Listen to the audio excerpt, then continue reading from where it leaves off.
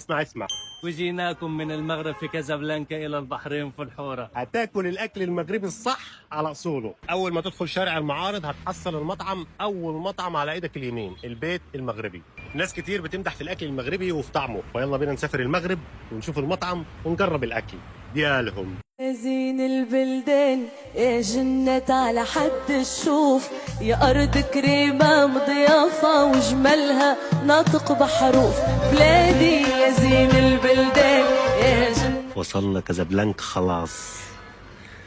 الكسكس المغربي بالخضار، اللحم باركو، شوف دجاج محمر، يا سلام.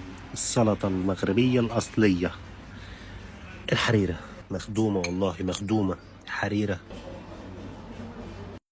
رايح فين؟ لازم الصوص. ايوه ده لما تحب تتدلع. دلعني.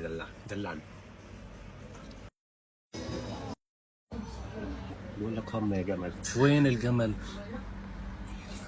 بالعافية. كيف الطعم ديالنا؟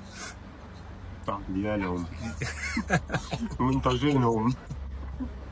لازم تهتم بالخلطة دي أكتر من الدجاج، لأن صدقني يعني هتوديك لعالم تاني.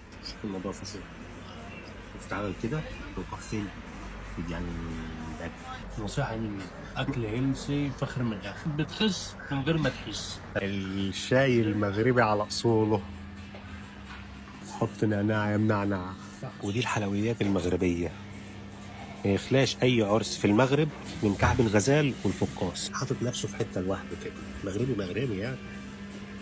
حتة كعب الغزال يا خلصنا في البيت المغربي وكل المنتجات المغربية موجودة هنا. الأكل مفيش ولا غلطة، وبصراحة هتروح المغرب وقولوا لنا نجرب فين كمان علشان نقول له كده تجربة صح ولا تسيبك منها. وعلى هادي خالص، نحبكم بزاف.